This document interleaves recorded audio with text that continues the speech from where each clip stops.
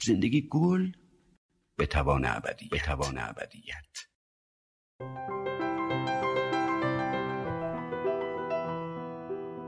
زندگی ضرب زمین در ضربان دل ما. زندگی هندسه ساده و یکسان نفس هاست.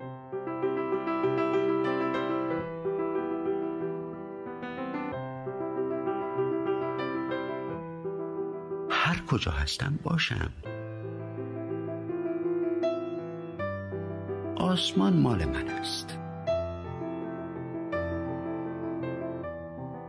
پنجره، فکر، هوا، عشق، زمین مال من است.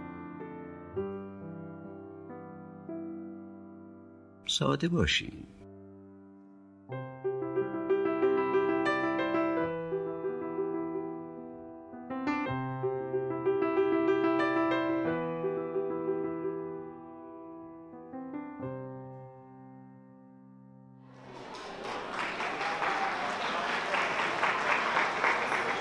زنده باد، زنده یاد خسرو شکیبایی به افتخارش. Please stand up, ladies and gentlemen.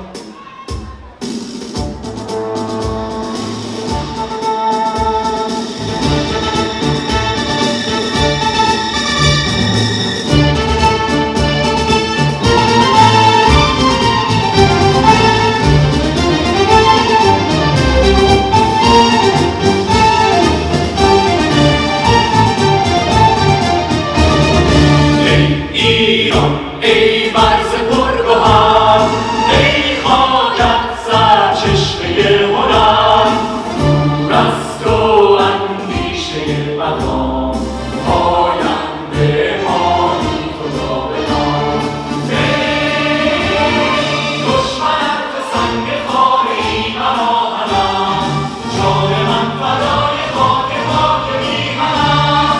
دل تو شد پیشم، دور از تو نیست اندیشم. در راه تو کی ارزشی دارد این جان ما، پاینده باد خاک ایران ما.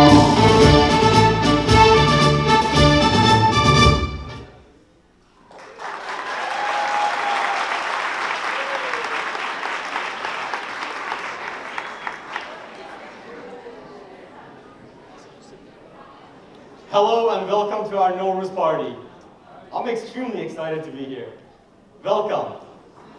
I'd just like to wish everyone a Happy New Year. Whoever celebrates Nowruz, Happy New Year.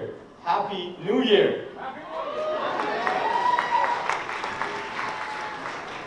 It's not only the New Year's, it's relations between Iran and other countries are getting much better. And I'm happy about that. Ayman Zarif.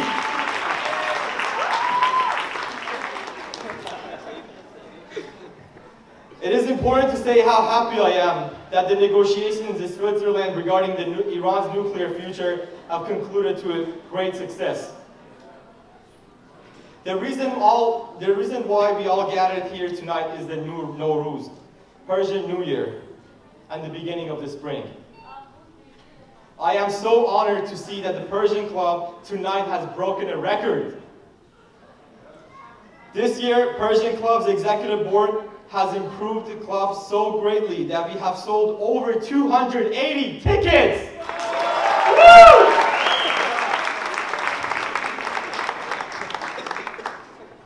We have never sold this many tickets for any other cultural club, any other cultural event of Persian Cultural Club. This is the first.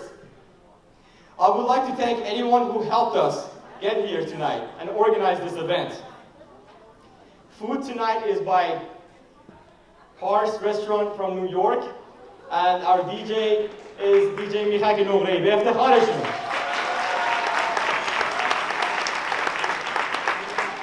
I wish you all a great year, full of happiness and success. But I'm not done yet. I'm going to start my Farsi speech. You wish I was done. Salam. من امین هستم، پرزیدنت پرژن کلاب. If you didn't know that already.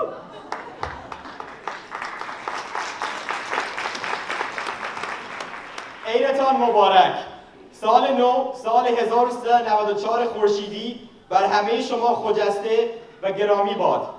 امید که در سال تازه دلتان همواره شاد و تنتان پیوسته تندرست و روزگارتان سراسر شاد باشد.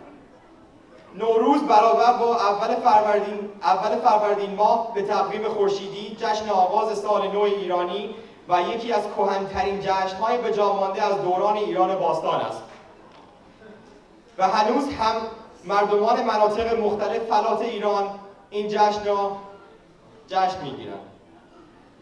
نوروز و این جشن باستانی همکنون در کشورهای ایران، تاجیکستان، افغانستان، آذربایجان، قرقیزستان، پاکستان، ترکیه، عراق و سوریه جشن گرفته می شود.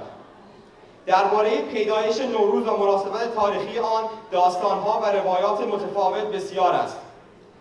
در قالب این داستانها پیدایش نوروز به زمان پیشدادیان نسبت داده شده است و از جمشید پادشاه پیشدادی به عنوان بنیانگذار این جشن به یاد برده شده است. فردوسی در یکی از شعرهایش چنین میگوید: به جمشید بر گوهر افشاندند، مران روز را روز نو خواندند. سر سال نو هرمز و فرودین، برآسوده از رنج تن دل زکین.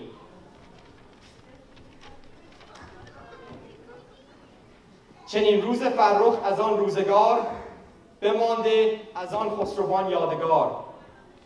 ابوریحان بیرونی در کتاب آثارالباقیه تقریبا همین مضمون را دارد و روز پادشاهی جمشید را روز نو عنوان نموده و همچنین حکیم عمر خیام در نوروزنامه خویش پیدایش نوروز را از زمان جمشید دانسته است.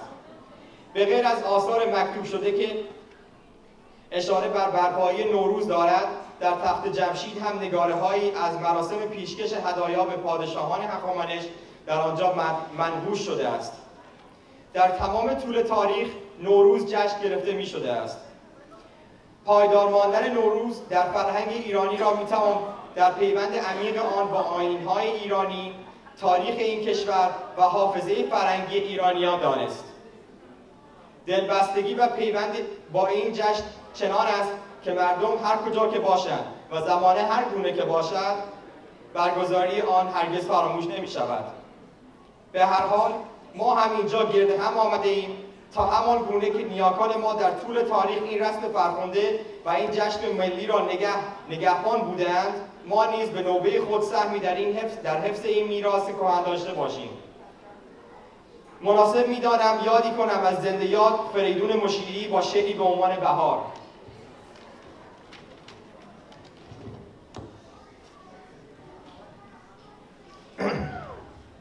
بوی باران، بوی سبزه، بوی خاک، شاخه‌های شسته، باران خورده پاک، آسمان آبی و ابر سپید، برگ‌های سبز بید، عطر نرگس، رقص باد، نغمه شوق پرستوهای شاد، خلوت گرم کبوترهای مست. نرم نرمک میرسد اینک بهار، خوش به حال روزگار، خوش به حال چشمه ها و دشت ها، خوش به حال دانه ها و سبزه ها، خوش به حال دختر میخک که میخندد به ناز، خوش به حال جام لبریز از شراب، خوش به حال آفتاب.